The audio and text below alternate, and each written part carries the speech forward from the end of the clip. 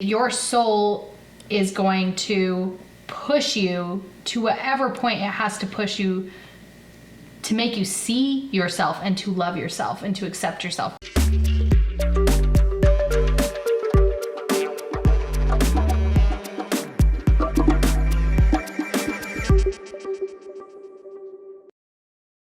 Welcome. We are here. I'm just kidding. It kind of makes your voice sound good when you do it like I that. know. Lauren Bacall Just style. lean into it. That's Lean why I into went it. with it. That's right. It's scratchy. It's Ladies rough. and gentlemen, Lauren Bacall. That's right. Hi, I'm Waz. And I'm the witch. And we're here with Hannah Sophia. She is a singer, songwriter, and storyteller and has a truly amazing voice, but she's also got a story of her own that we wanted to explore today. And in case you're just wondering and checking your volume, Amy's sick. Raspy as all get out. Both of them have been instructed, if I go down, they're catching me. Yeah, we've got pillows here to catch her. We finally got you to sit down and chat with us. And really, a lot of what we're going to talk about is you're a Mormon, or I'm sorry, you come from a Mormon upbringing. Yeah, Is that a better way to say it? I'd say I'm probably post-Mormon. There's lots of Okay. different terms out there. There's like the ex-Mormon, anti-Mormon. I'd say I'm post-Mormon. Okay. Yeah. Softer. What's the difference there? Tell me, what would be the differences? So within the a large part of the community that is no longer practicing still live in Utah. Utah's kind of a hub for Mormonism and the church headquarters are all in Salt Lake. So there's a big community there. What I participate in more is the online community. And in the online community, there seems to be more antagonistic attitudes towards the church within like ex-Mormon, I guess. It's just words. So, but it's just like social media in general or being online. You're safe behind a computer. You can attack and say certain things. So why do you think that there is such antagonism? And these are all family members, right? These are still people who are... Well, I mean, that for me, I'm part of a couple of different like Facebook groups that are like post-Mormon women, or there's one that's called like No Mo, which is like No More Mormon. It's like there's quite a diversity in terms of the people there. They're not necessarily my family members. Within my family, only me and my sister have actually left the church, and I have a couple of cousins, but it's not... And how many people in your brothers and sisters? In the I family? have 10 brothers and sisters. And yeah, it's big family. And then on my mother's side, I have 69 first cousins. And on Was that a planned number? I hate to ask, but is that just coincidence? Stop it at 69. They've actually shown, like the research they've done around large families is it tends to be more associated with lower income families have more children versus overtly religious families. It's free entertainment. Which is kind of, it's kind of, I don't know. My mom had 10 brothers and sisters, and my dad had, I think, 7 or 8. I'm not sure. But like big families. And it's a big part of the... So I asked you a question because I thought that part of the big families was to keep the education of the church and extending the church's awareness through big family. And you said it wasn't. You said that not necessarily. And so all I can really speak for is my experience. In my family, my parents just, I think they really like having children. Or they like making children. No, maybe. I can't think about that. I think, I don't blame you. I think I don't blame you. having a child serves your focus, you serves a purpose. It is loving and wonderful, and the family seems to all rally around it, and so it sort of creates... But I would say for my dad, it was more of a religious thing than for my mother. Like for my father, I heard him vocalize a couple of different times throughout my life that he felt like a lot of things or mistakes that he'd made would be kind of pushed aside, and that God would overlook it because he had so many children. So there's definitely like kind of this older idea of populating the earth, the idea that spirits are in heaven and they come down. They can't come down unless they have a body, so it's our responsibility to create bodies for them. That's not... So we're getting to a place where I have to sort of stop and go, okay, help me. Okay. The basic idea of Mormonism at its root is blank.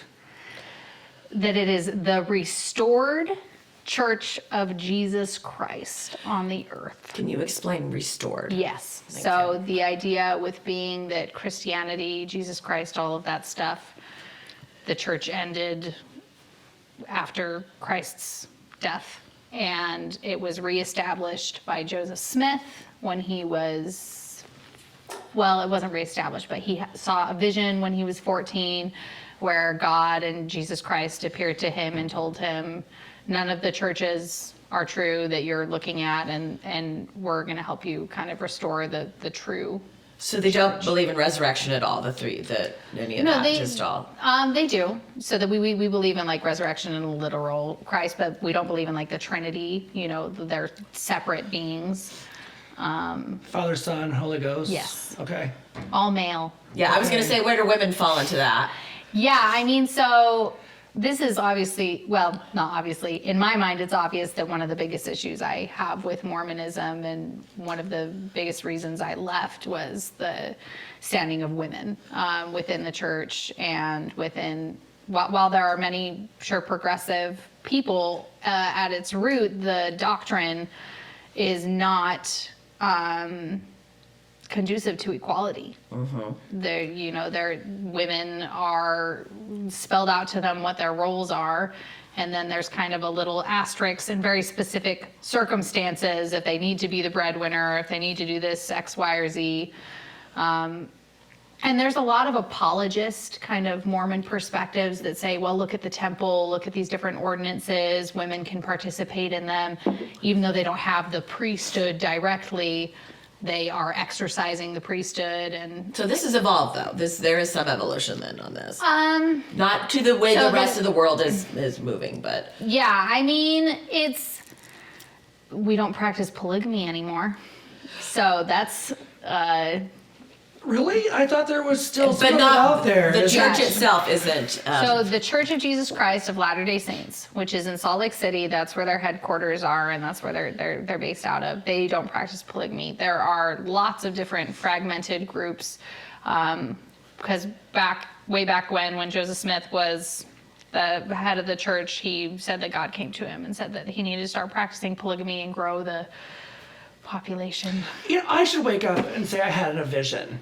And start like my own church. Be like, oh, hey, you guys, by the way, last night God came to me. Hey, have you heard of the Davidians? There's a lot of them out now. there. You should come to my camp. Yeah. I guess.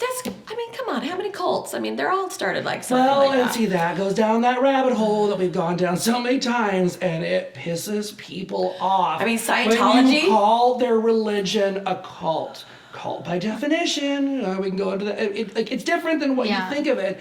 But when you think about your own religion that you practice being a cult, people tend to get very uncomfortable about that. Oh, yeah.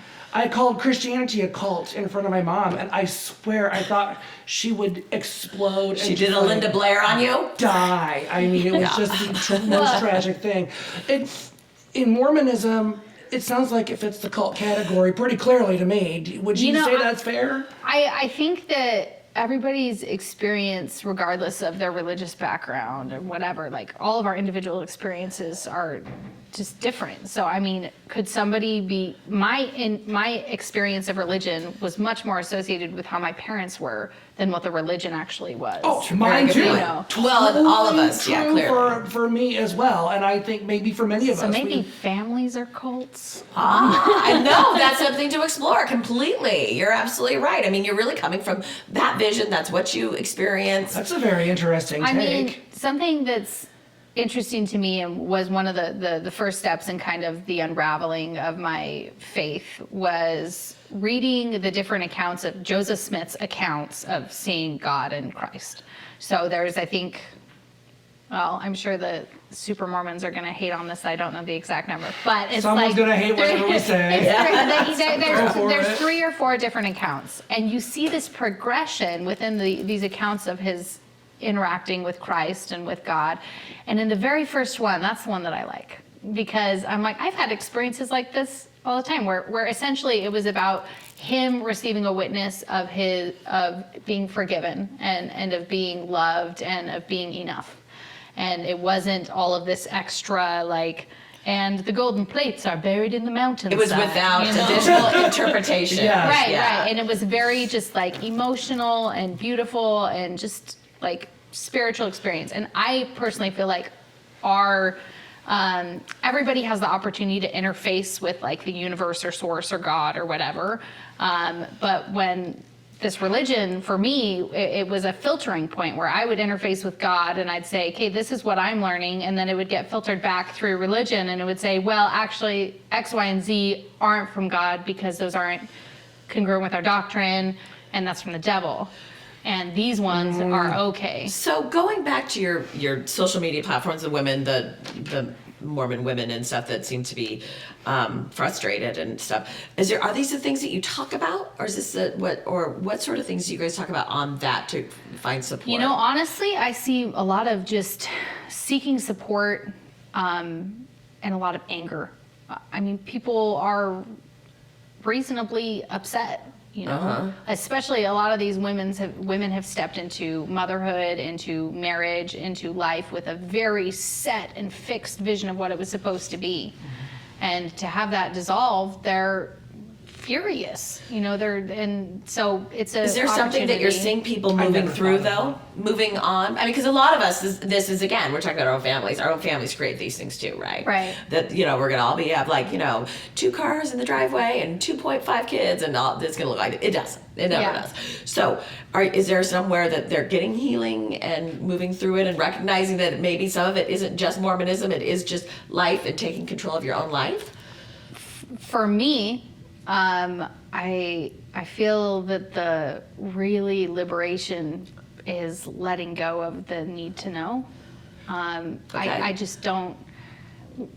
The idea of an afterlife, my whole life was terrifying to me. Really? Like, especially as somebody who struggles with like a lot of mental illness, the idea of like having to keep fighting the good fight just forever. Oh, that you would burn, you wouldn't make it. You weren't gonna, not even that. Like, even if I was in heaven forever, like, please let me die. That's how I felt. I was like, I want to come here, I want to do the best that I can do, and then I want to rest. Clock out. Right. Yeah, and so. I like that you chose rest. Yeah. Yeah, I mean, that's like, this. It is tiring. Yeah, just like to be able to go inwards and just be there. And so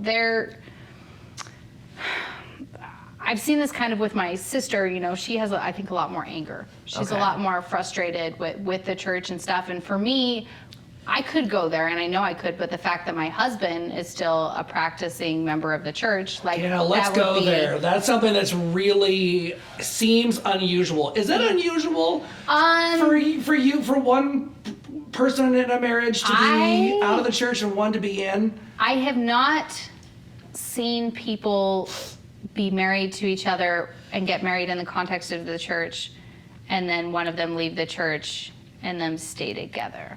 Yeah, that just unlike anything I'm I've sure heard. it happens. I've seen some polls on the Facebook groups where people have asked Okay, that. but you guys work together. We work together, like work, or we work together. No, great. Okay, but you guys are musicians together. Yeah. Yeah. And But I so- do most of that. He just shows up and plays. It's true. No, and I wanted to circle back around too, that between your sister and you, and she's angry, but you're an absolutely beautiful storyteller. And you're able to get your words out, which of hers are stuck. Does she have an outlet? She's, I think, found a lot more comfort in that like online community. Okay. I've seen that has been a place for her to be really liberated. She's like, my sister's the best. Shout out, Mika. She is a very accomplished woman, and professional life and work-life balance and stuff, but she's received a lot of flack. Is she still in Utah? No, she's in Washington, actually. She's in Seattle. What's she receiving flack for? She's received a lot of flack for not getting married, not having children. She has really severe endometriosis. So like right now she's actually probably the doctors want her to get a hysterectomy. Yeah. And she has received so much of like, Oh, that's terribly hey, unfair. you can't like cut out your uterus. You can't, you need to have kids. You'll be such a good mom. And she's like, I have no desire to have children. And if I change my mind, I'd rather adopt. I mean, That's she's still in one of such the things severe that drives pain. me crazy is that, that's what your job as a woman is to reproduce. It's such an old way of thinking. It is. And would you say it's even more magnified within the Mormon I'd imagine. community? Oh. I would think so. I mean, 69 like, first cousins. You get 3 things you get to do, and one of them is getting married, and the other one is having babies. So I remember so there's like definitely a younger generation of people who are a lot more open-minded, and I'm sure there's an older generation of people who are open-minded, but this I think can illustrate a little bit an experience I had yesterday. So I still go to some of the church's functions that my husband participates in. So yesterday there was this Christmas brunch, and Lance and I were performing some songs at it. And so we played some songs at the beginning of the brunch, and then we went and sat down, and we were sitting next to this family, and this man was talking about his life and his career, and he said, it's kind of a shame, but when I was in my younger years, I didn't think that yard work or any of these things were part of my responsibility. I just thought that it was my job to go to work and bring home the bacon and to make it for a family. And he's like, and now I like mow the lawns. Doesn't that make me the man? And I was just like wanting to vomit. You're like, I'm not mapping on here. Yeah. I mean, I just hear a lot of these like progressive conversations. So then how does Lance handle those moments, and why is he on the fence at all with Mormonism and what you're experiencing? You'd have to ask him, man. So these are not conversations that you guys have. Do you talk about it? We talk about, I ask him questions. Lance is a very easy person. Like that is a word that I feel like encapsulates Lance and his essence and his aura. He's easy. While I am trying to redefine this term for myself, I have often thought of myself as being hard. Just that I have very big feelings, and I feel pushed to do something internally, to know the truth, to be my best self. And Lance is he's easy. I was literally asking him this 2 nights ago. I said, where's like that fire, and how do I extinguish mine? Because sometimes it's exhausting to like care so much, and for him it just seems to be. And his answer when I asked him, I was like, well, because all I see is he still goes to church, and still participates, but there's other things that he did for many years that he doesn't do now, that were kind of more like Mormon-y things. So I'm like, so where are you at? And his response is always, it just takes time, Don't you think of that as like yin and yang a little bit? There's some balance, because if you guys were both on fire, you guys would burn the heck out. Oh, I and know, then I know. nobody'd be holding the building down. You know what I mean? Well, I think it's, I was writing some poetry a while back, and I said, the only thing I hate more than being myself is pretending to be someone else. And I think that I have come in and out of my comfort of being who I am, because it was very rejected growing up. It was very rejected to be a strong-willed woman and to behave the way I did and do as a woman. What was that like? Like, what was it like growing up as that person in your family? I always felt like I was just annoying.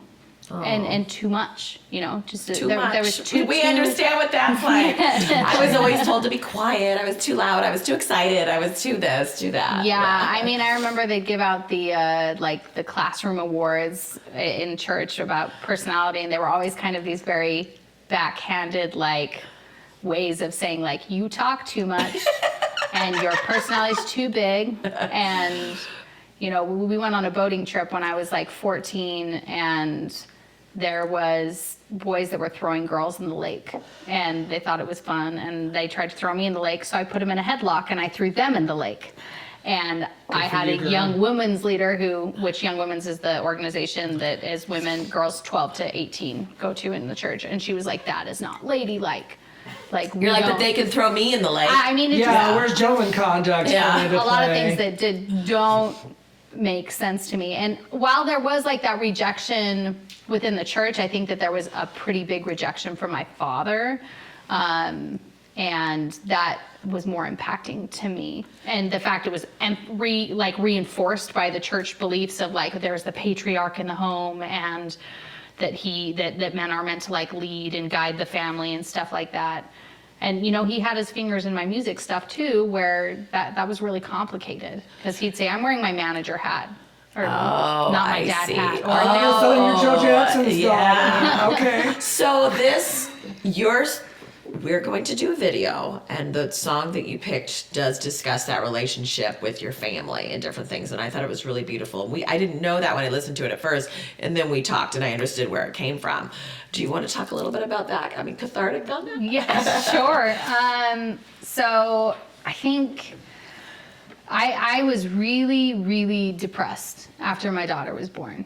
She's 3 now, and I had, like, Lance was finishing up his school, I was finishing up school, and I knew we were moving to Oregon, and I said to him, I was like, if we move to Oregon and nothing changes, like, I'm going to die. My depression is going to kill me. I don't know when, but like I know I'm just not going to make it. And so it was this huge regimen of trying to like find out what worked between therapy, and eventually I was actually lined up to do electroshock therapy. Oh my goodness. And everything was squared away. I was super scared. I actually was really, really fortunate that a friend reached out and recommended a treatment program that she had done for her depression that was a good fit for her. And the church actually paid for me to go. Oh, wow. And it was, I think, like $11,000. Oh my goodness. Which was a big chunk of change for, me and my husband who were college students. And so I went there, and it was a little bit ironic, but like that was the place where I realized how destructive my beliefs were to my heart and to my soul. And it was just this huge unraveling. Your personal beliefs or your learned beliefs? My learned beliefs. Yeah, I mean, that was the first time I realized that this thing that I thought was the Holy Ghost was just me allowing myself to feel good, and that it wasn't something I had to earn. And it is ironic that they paid for it. It so is. But it's wonderful in its own right. I know. And there's so many, it's hard because I love the individuals that I have met, that I know who are in the church, including church leaders. I've had amazing individuals. I've had crummy ones too, but amazing individuals. It's the organization and the stuff that the issues of having a lay ministry. Anyways, I was unraveling, went to a treatment program, and then all of this trauma from my childhood that I thought that I had overcome, that I thought that I had worked through, starts coming up. And that was like, while it was the beginning of me living, it was also the beginning of like some really hard work that I'm shedding your still skin. very much, in. It's just, and in that process, I realized how destructive my relationship with my dad was, and how I just needed to take a step back from our relationship. I was like, you know what, I've tried, and if I'm ever going to be able to have any kind of relationship with you, it is going to require me to see you in a much more neutral way. And that distant, and that's when I wrote this song. I wrote it, I don't know if you've ever written something that it made you uncomfortable to say it. Oh yeah, definitely. It's called The Talk. The Talk. It is called The Talk. Yeah, no, definitely. And I'm not brave enough. I see those words and then I just want to crumple it up and throw it away. I don't always want them out there to reveal. So it's hard for me. I'm not good at that necessarily. I mean, I don't think I'm good at it. I'm just doing it anyways. Yeah. Like That's what makes it therapeutic, dear. yeah. That's right. Yeah, I mean, I wrote this song, and like I remember just sobbing and sobbing while I was writing it and singing it, and I was video calling some people, and I'd play them the song and say, what do you think of the song? And it's so just, I was terrified of what my dad would do when he heard the song. And I don't know if he has, but like Oh, you don't know if he's heard it? no idea. But there's just Do you have communication with him now? Oh, okay. How long has it been since you have had communication?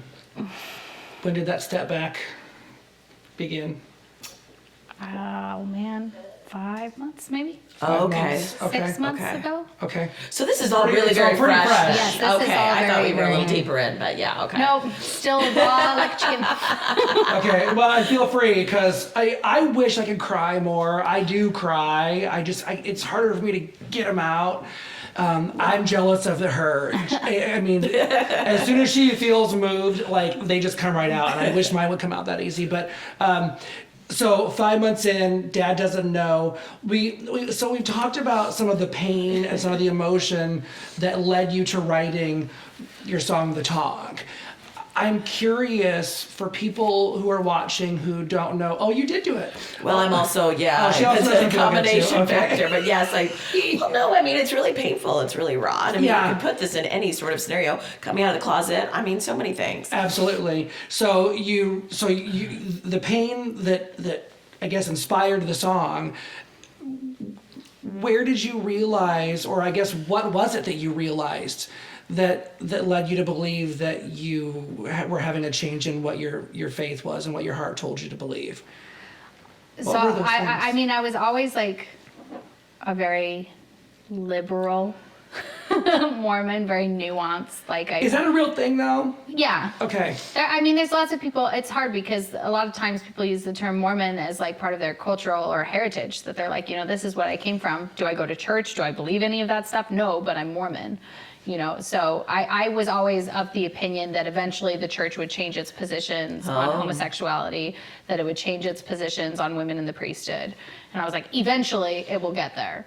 And I was furious that it wasn't there, but I was like, eventually it's going to get there. And I tried to play my part of always educating, and I've been like that forever. When I was 16, I wrote a 25-page paper to try to convince my parents as to why gay marriage was not a harmful thing, and as to why gay children raised by gay couples were not like disadvantaged in some Yeah, way. you really were taking leaps and bounds out there, weren't you? You were like, and they're like, whoa, what are we gonna do with Hannah? Yeah, it's a lot of muchness, and I don't know, I just had these kind of these liberal feelings about it, and it was just, I kept trying to cling to the little bits of hope or faith or encouragement or whatever, and it was kind of nice to breathe again when I realized it wasn't real, and that turbulence and all the stuff that comes as a result of seeking that authenticity is really like necessary. And I think everybody, well, maybe not everybody, but everybody has the potential for that. The fact that I feel so pushed to it, I think, was because I was very deeply rejected by my parents. And so there's not a foundation for that self-love and acceptance. And so but my soul knows, my body knows how to love and accept me. I'm still learning from it.